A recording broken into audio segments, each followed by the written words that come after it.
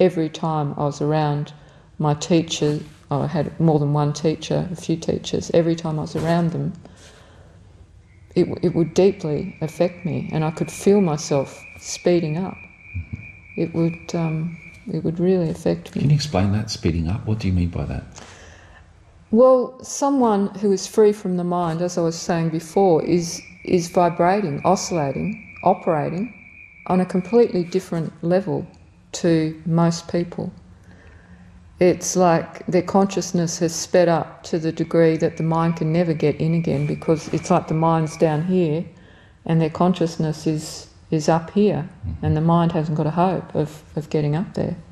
Whereas most people are down still with the mind above them, and sometimes might come up above the mind, and then the mind drags them down again. But it's like you just are vibrating on a purely energetic level, conscious level. Yeah. Okay. In conclusion, and I was going to say, if you're around someone like that and you're very open to them, even if you're not open to them, you're going to be affected by them, automatically you start to resonate with that energy, and it starts to speed you up too. And that's why people are so attracted to being around someone who's enlightened, for want of a better word, because they start to feel that pure energy, free from the mind. Yeah. And it might not always be comfortable. I mean, it can be very uncomfortable being around someone like that. At times it can really stir you up, and other times it can just feel amazing. That's true. My last question is, what is the point and purpose of it all? What's going on? Why are we here? What's this all about, Linda? We're here. We're here to find out why we're here. It sounds so silly, you know. I remember I used to look at insects, you know, like ants, and go, what's the point, you know? They just live and die and blah, blah. I can see the point now. The point really of, like I was saying before, of us being in our bodies is to realise why we're in this body. Why am I in this body? It's to realise I'm not this body. And once you realise that, you don't really need to be in the body except to help other people realise that. Okay. Because you know that this body, you know, even though it's quite pleasant at times being in the body, there's not really any great, incredible desire to stay in the body like there was before, because there's no fear of death. But at the same time, I very much enjoy being in this body. But if someone said I had a month to live, I suppose, I don't know how I'd react, but I'm pretty sure it'd be fine. Probably be a bit sad. I'd have to say goodbye to you, my kids and my partner. And, yeah. But it's no big deal.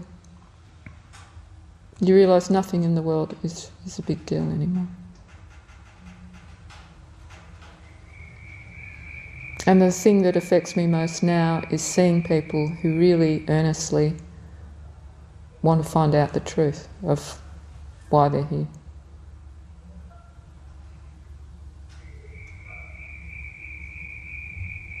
I mean, you can't really feel real love or compassion until the I or the ego goes.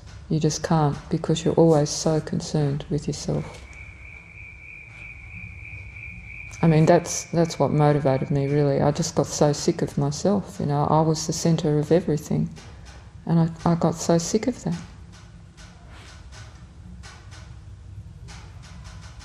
Someone told me the other day that she remembers me saying at one point, every sentence I say begins with I. I mean, not literally, but And it was true. I just got so sick of being me. It was such a great pressure being me. And it's such relief not having to be anyone anymore. It's just so amazing.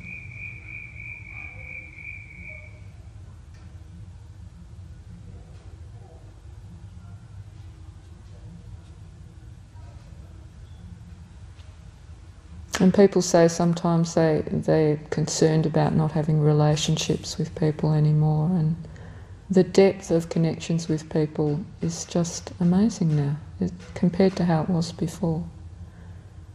It was really just on the surface before because I was always in the way. But when that goes, there's no barrier to anything, to people, situations, anything.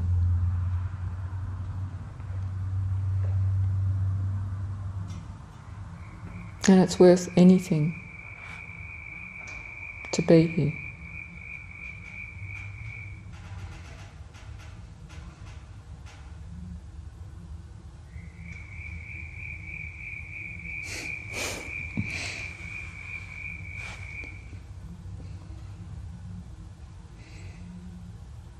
Thank you. You're welcome.